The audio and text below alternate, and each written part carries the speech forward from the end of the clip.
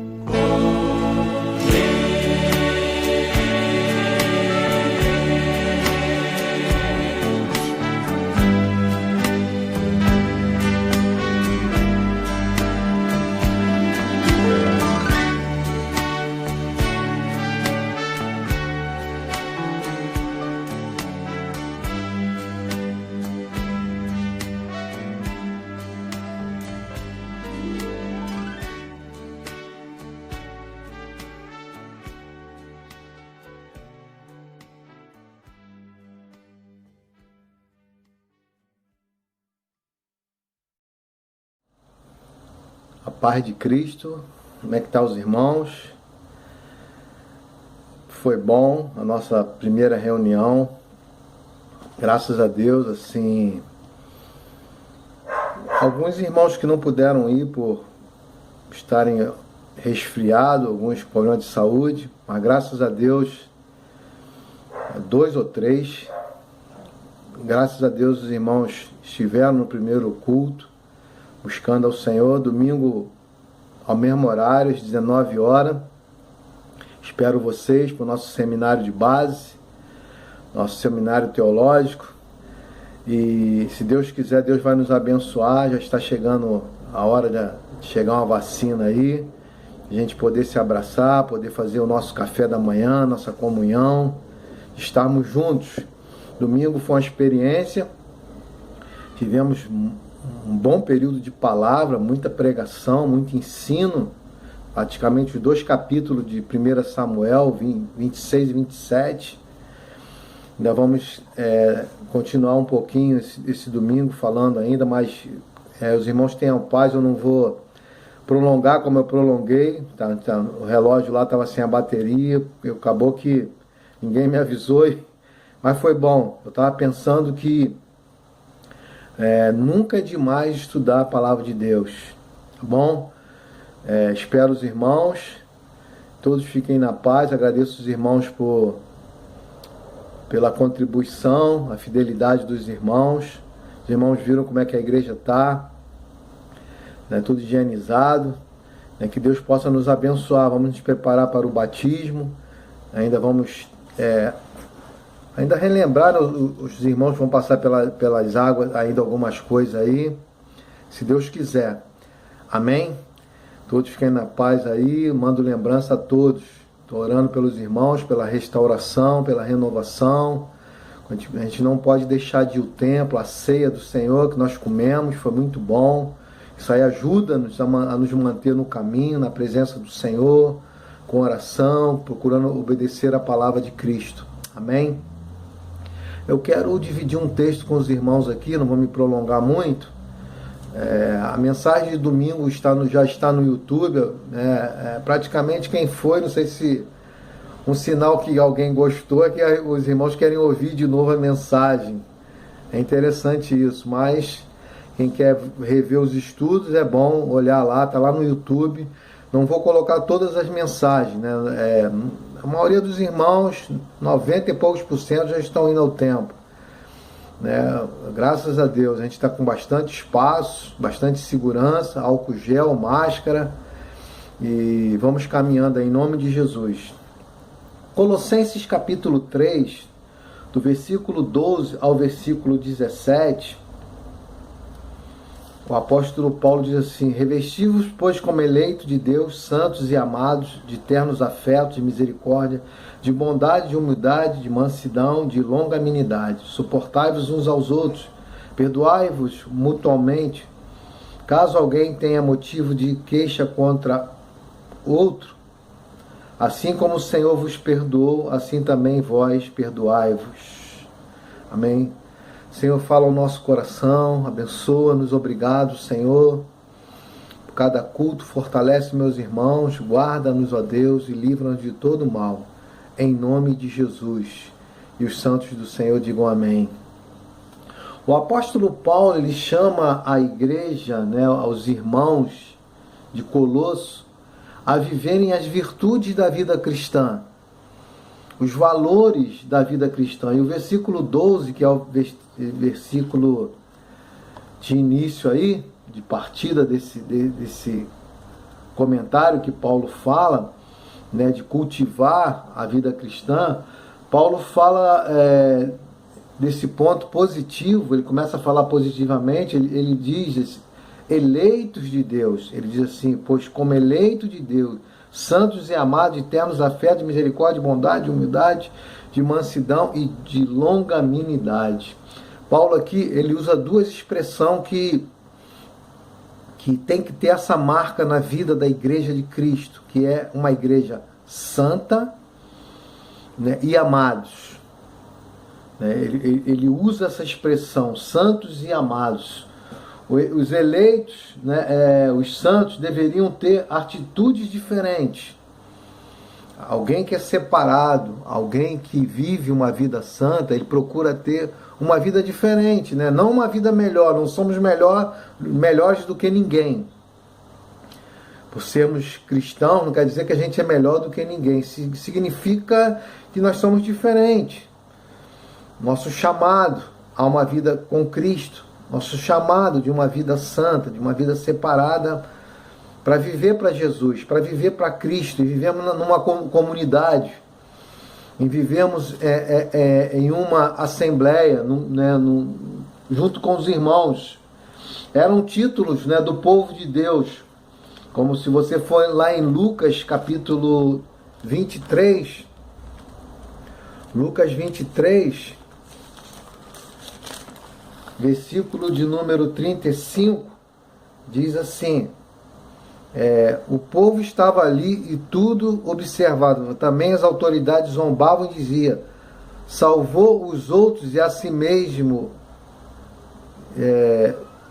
outro assim a si mesmo, né? Se de fato, né, falando a respeito, né, falando para Jesus, és o Cristo, né, ele estava dizendo para Jesus: se realmente tu és o escolhido de Deus, salva-te a ti mesmo.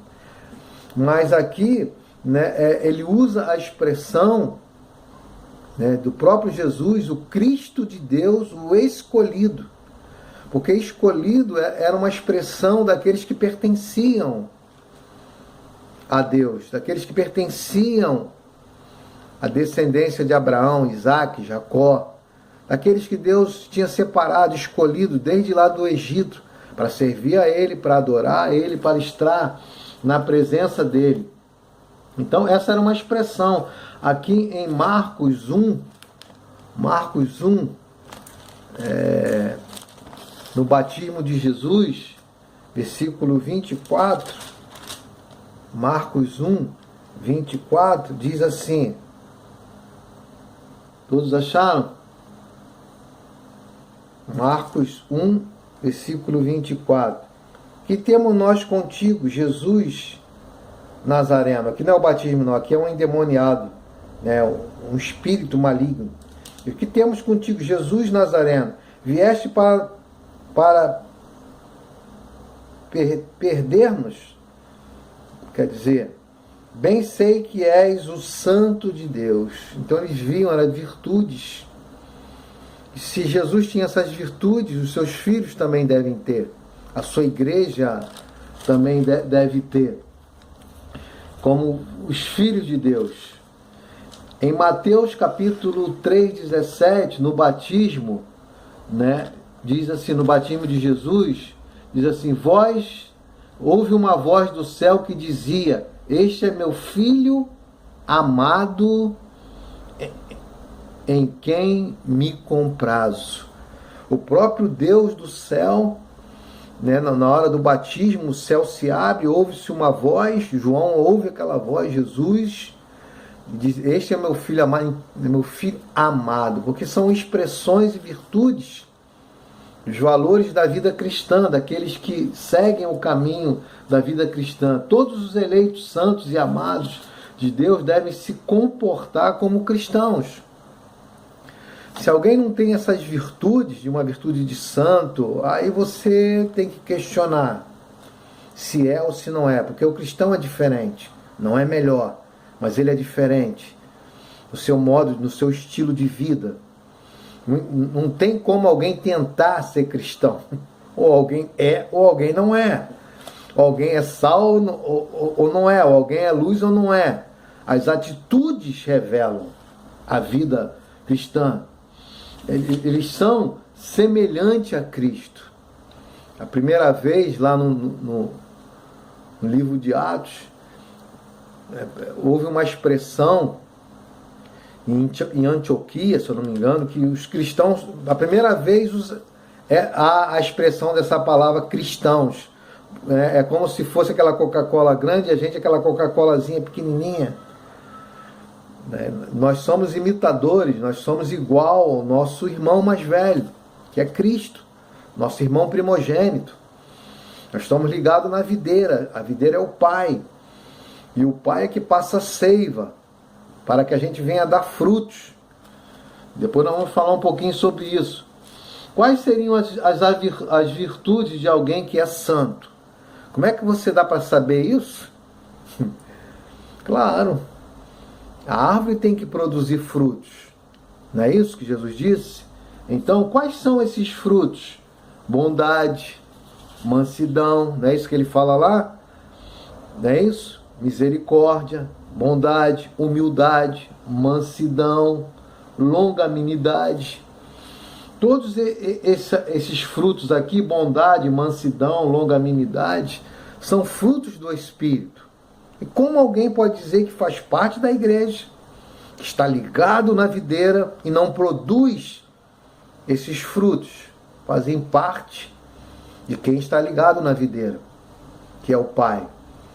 São frutos do Espírito. Se o Espírito habita em nós, se o Espírito vive em nós, automaticamente, né, nós não vamos produzir abrolhos, nós vamos produzir os frutos do Espírito, bondade, longanimidade, né, são frutos do Espírito. O que Paulo disse no versículo 13, na parte A: suportai-vos uns aos outros, perdoando-os mutuamente, se alguém tem motivo de queixa contra o outro, assim como o Senhor vos perdoou, assim também perdoai-vos vós. Aqueles que pertencem a Cristo, aqueles que frutificam em Cristo, aqueles que exalam as virtudes cristãs, eles têm esse poder, essa virtude que vem do Espírito, de suportar uns aos outros. O que significa suportar? Suportar significa ter paciência. Não é você ter que concordar com o pecado, não é isso que ele está falando. Mas você é uma das virtudes com aqueles que realmente são santos, ou então mesmo daquelas pessoas que convivem com a gente. Suportar, ter misericórdia, abençoar nossas esposas, nossos filhos e também os irmãos, porque suportar significa ter paciência com o próximo, ter paciência com as pessoas que estão ao nosso redor. Não estou falando, como eu estou falando, em cobrir pecado. Não é isso que Paulo está falando. Suportar é você saber a limitação. Estava vendo uma palestra de uma irmã. Ela fala que você não pode dar amor se você não tem amor. Uma pessoa, você não pode esperar que uma pessoa vai te fazer feliz, que a pessoa todo dia vai ter algo para te fazer feliz. Você não pode esperar isso da pessoa, tem que ser algo de você. Você tem que se amar. Porque se você se amar, tu vai amar o próximo. Se você for azedo com você, se você não suporta nem você não vai suportar o seu semelhante. Então a primeira pessoa que você tem que amar é você. Suportar você, para que você possa suportar o seu semelhante, ter a paciência, clemência, misericórdia. Tem gente que é chato. Essa expressão de suportar, tem gente que você tem que andar mais de uma milha, porque se você ver aqui no versículo de número 13, Paulo fala o quê? Suportai-vos uns a outros, perdoai, caso alguém tenha motivo de queixa contra outro, assim como o Senhor vos perdoou, assim também vocês devem perdoar. Queixa. Né? Será que alguém não se queixa da gente? Será que alguém... Não, pastor. Eu já vi alguém falar, eu sou perfeito, eu não dou trabalho a ninguém. Será? Às vezes a pessoa não fala, ou não tem coragem de falar. Mas tem pessoa que é chata, tem pessoa que tu tem que andar uma milha. E se suportar, tem essa tendência, né, reclamação. Né? Às vezes passa pessoas no nosso caminho e só fica reclamando, reclama de tudo. Reclama do governo, reclama da saúde, reclama do marido, reclama dos filhos, reclama da família. A família é coisa complicada, então deixa a pessoa viver a sua vida, vai viver a tua. Né? Mas essa raiz de amargura, essa raiz de reclamação, abrir a boca só para ter queixa, para se reclamar de fulano, ciclano, será que só ciclano não presta? Quem não tem pecado atira a primeira pedra. Todos nós. Então, será que tem pessoas que a minha esposa, eu sei que ela suporta muita coisa. Somos complicados, difíceis. E a igreja também não é diferente. Né? Senão, se a gente não se guardar, vai ser igual a igreja da Galácia. Paulo diz, olha, vocês estão igual canibais, se mordendo, querendo comer um ao outro. Então, quando há as virtudes cristãs, isso é que faz com que uma igreja caminhe. Isso é que faz com que uma igreja caminhe na vontade e na direção do Senhor. Ele diz, suportando, se alguém tem motivo de queixa, né, é engraçado que aqui ele deixa claro que uma das coisas fundamentais, não é que é a principal, mas é também fundamental, é perdoar. Perdoar. Perdoar quer dizer liberar. Não fica guardando, não fica carregando. Libera, deixa a pessoa viver a vida dela. Não fica reclamando. Né? Deixa, cada um vive a sua vida. Né? Tem que procurar ajudar, procurar, né, dar uma força, ainda mais no dia em que nós vivemos. Né? Ele diz aí no versículo, lá na parte B do versículo 13, perdoai-vos. Tem que perdoar. Perdoar é vital. Perdoar não é uma opção. Eu não perdoo, então tu não é crente. Não libera, não faz, então tu não é crente. Crente tem que perdoar. Porque que ele fala aqui que como Cristo nos perdoou, nós também temos que nos perdoar. Jesus não perdoou a gente. A gente cheio de problemas, cheio de carrapicho. Qualquer um, Jesus não perdoou. Então por que a gente não pode perdoar? É isso que ele está dizendo aqui, ou não? Assim como o Senhor vos perdoou, nós também temos que perdoar. Jesus perdoou tudo quanto é tipo de gente. Agora observe o que Paulo diz no versículo 14. Ele diz assim, acima de tudo que disto, bondade, fidelidade, mansidão, domínio próprio, fruto do Espírito, acima de tudo isso, né? Há uma expressão de estar sobre tudo isso. Essas outras peças que nós acabamos de falar, esses revestimentos das virtudes cristãs, Paulo diz assim, esteja, não é isso que ele diz? Acima de tudo isto, porém, esteja o amor, que é o vínculo da perfeição. Nós só conseguimos frutificar, nós só conseguimos exalar, ter virtude, que na verdade nós não temos nada, isso vem de Deus, é dom de Deus.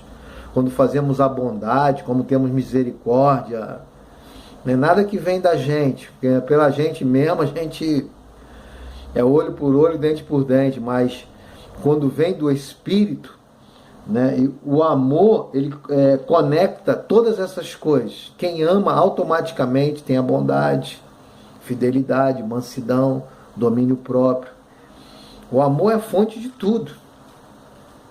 O amor é a fonte das Escrituras Sagradas. Porque Deus amou o mundo de tal maneira que deu seu Filho unigênito, para todo aquele que não pereça, para todo aquele que nele crê não pereça, mas tem a vida eterna. Porque Deus amou,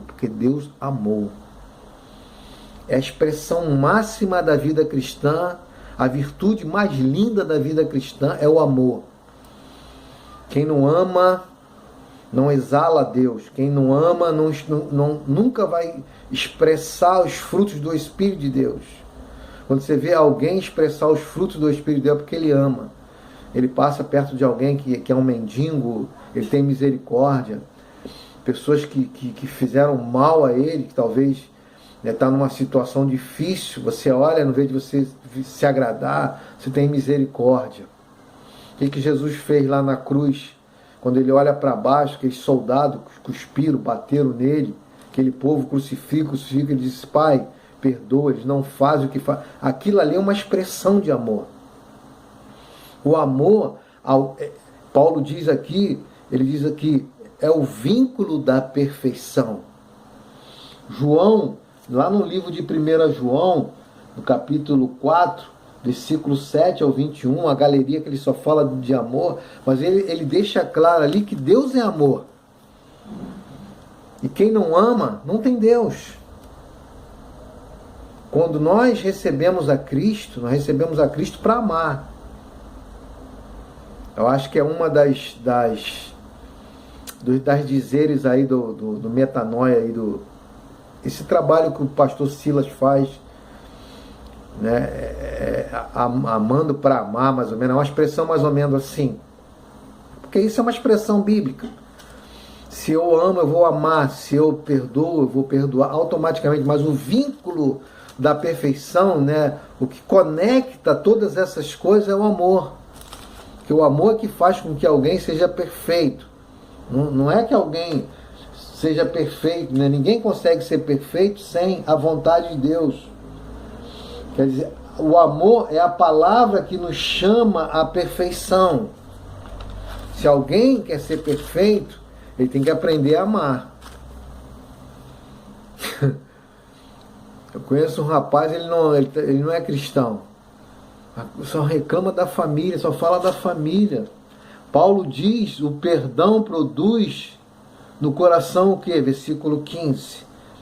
Seja a paz de Cristo o árbitro em vosso coração, o qual também foste chamado em um só corpo, e sedes agradecidos. O amor, automaticamente, quem ama, né, ele produz a paz. A paz vem através de um coração que ama.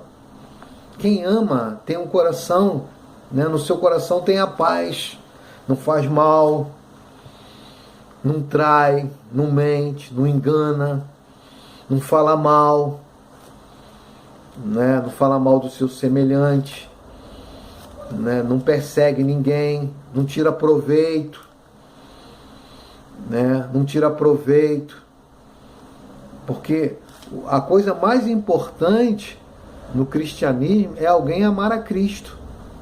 Porque se você ama a Cristo, automaticamente Cristo vai te amar. E se Cristo vai te amar, automaticamente você vai pedir a Ele, e Ele vai exalar, através da sua vida, os frutos do Espírito. E um dos frutos do Espírito, acho que o primeiro lá em Gálatas capítulo 5, né, a partir do versículo, acho que lá Gálatas 5, todos nós conhecemos, acho que o primeiro fruto do Espírito é o amor. É a virtude cristã.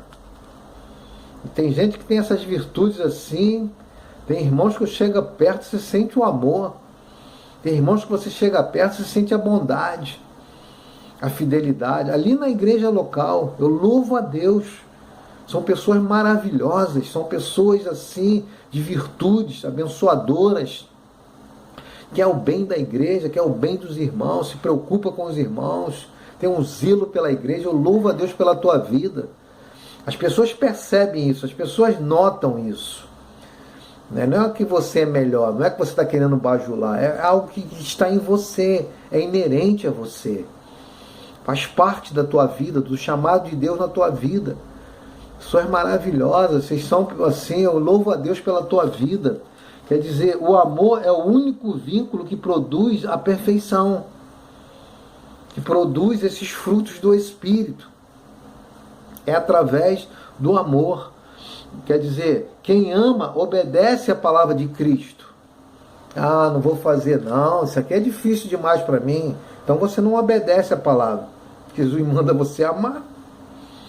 Deus é amor, e seus filhos têm que amar. E amar é algo que vem naturalmente, não é por obrigação. É também por obediência, mas é algo que você pratica. Em ajudar o próximo, em se preocupar com o próximo, em orar pelo próximo, né, em estar com o próximo. Temos o privilégio de viver a vida cristã, coisa que aqueles que não têm o Espírito de Deus não têm esse privilégio. E as pessoas que não são cristãs, elas esperam da igreja essas atitudes. Quando Jesus nos chamou, ele diz, vades e produz esse fruto, né? Lá em João 15, vai e produz esses frutos. Porque se o ramo está na videira e não produz, ele corta e lança fora. Dá uma palavra de esperança, dá uma palavra de fé, dá uma palavra de amor, dá uma palavra de carinho, né? Dá uma palavra, né, Porque a igreja, principalmente a época que nós vivemos, nós precisamos um dos outros, mais do que nunca. De interceder, de orar, de ter compaixão, né? De dar um sabonete, me deram um sabonete para tomar um banho aí, mas tudo bem. Quer dizer, testemunhar a Cristo é uma expressão de testemunhar a Cristo.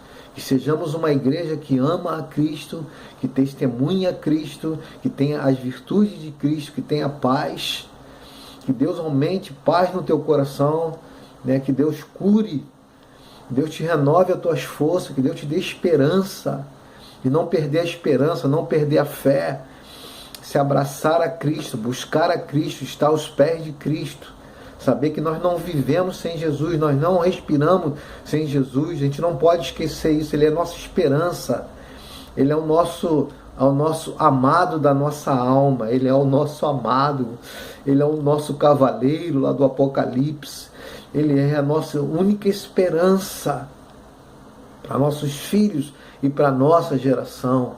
Tenha uma paz, tenha uma quinta-feira cheia da graça, da bondade e do Senhor.